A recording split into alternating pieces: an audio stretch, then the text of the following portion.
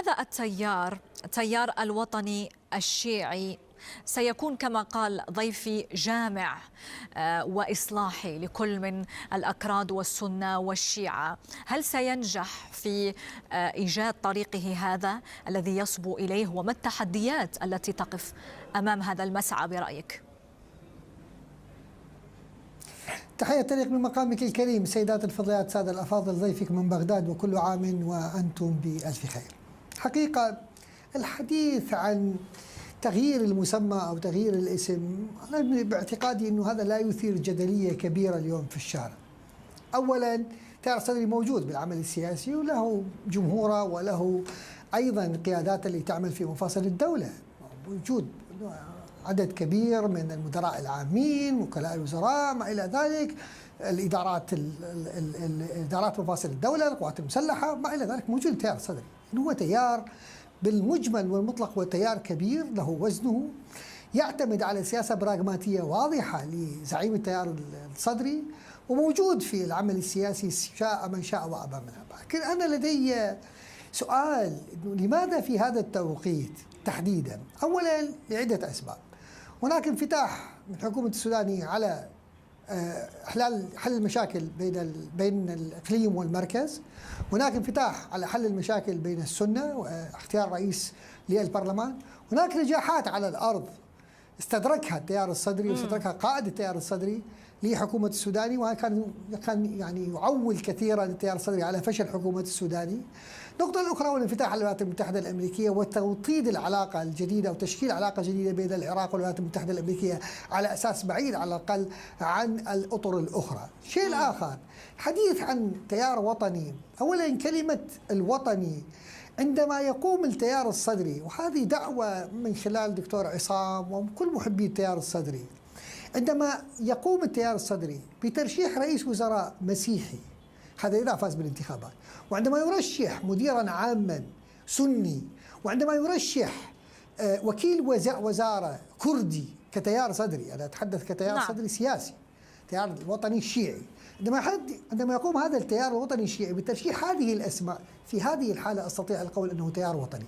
هذا إعادة مسمى جديد للبيت الشيعي، إعادة ترتيب الصفوف مرة أخرى، لأنه الإطار التنسيقي بشكل الموجود حاليا يعاني من مشاكل كبيرة. يريد ببراغماتيته السياسية سيد مقتدى صدر الاستفادة من الخلافات داخل الإطار التنسيقي استعدادا للانتخابات المقبلة، سواء شارك بها أو لم يشارك بها في تلك الحالتين. طيب، كيف سيتلقى برأيك الإطار التنسيقي هذه الخطوات الجديدة من التيار الصدري أو التيار الوطني الشيعي؟ وهل هذه الخطوة ستقوم لمزيد من ستقدم أو ستكون سبب في مزيد من الانقسام أو في حلحلة الأزمات في العراق؟ بعجالة لو سمحت لي. شكرا جزيلا، هذا سؤال مهم جدا. شوفي، كلا التيارين او كلا القوتين، اولا التيار الصدري اذا دخل او التيار الوطني الشيعي اذا دخل بالانتخابات المفوضيه ترفض الماده الخامسه ثانيا من قانون المفوضيه العليا للانتخابات، يمنع ان يكون هناك تسميه طائفيه لاي حزب يدخل الانتخابات. هذه نقطه مهمه جدا.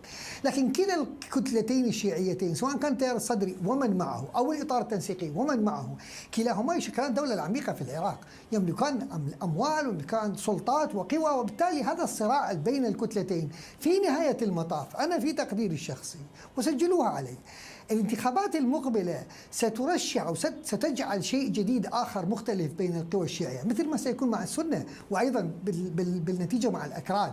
وبالتالي هذا التغيير الحاصل في العملية السياسية أو شكل هذه القوى المتمثلة بالدولة العميقة في العراق بلا أن شك صراعات بقادم الأيام أو بالانتخابات المقبلة ستضعف الجميع، يعني ستضعف حتى البيت الشيعي. صحيح التيار الصدري ممكن يحصل على 60 70 80 كرسي، لكن في نهاية المطاف أيضا لن ينجح، وحتى الإطار التنسيقي لن ينجح فيه عندما أشكرك. أو عندما يقوم رجل دولة عراقي واحد فقط بإنشاء قوى وطنية عراقية أشكرك جزيل الشكر، وهي شيعية إذا كانت شيعية. من القاهرة مدير مركز الأمصار للدراسات الاستراتيجية دكتور رائد العزاوي، وأيضا من بغداد دكتور عصام الفيلي أستاذ العلوم السياسية في جامعة المستنصرية.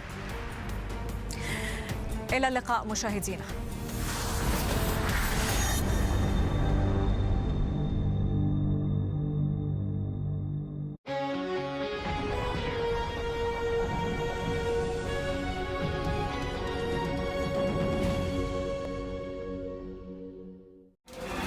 رحلة فريدة في أعماق الواقع الذي يتشكل يومياً أمام أعيننا، محاولة جادة صادقة لسبر أغوار الحقائق التي لا تتأتى فرادى، ولا تنشأ من عدم، بمنأى عن سابقات تمهد لها ولاحقات تتفرع عنها. تتداخل الوقائع، تتشابك الحقائق، لتنسج من أدق خيوطها تفاصيل الحدث. استوديو الحدث يوميا 9 صباحا بتوقيت غرينتش على شاشة الحدث. هي طفولة لا تعرف الحروب، العنف، القسوة، لا تعرف الكراهية.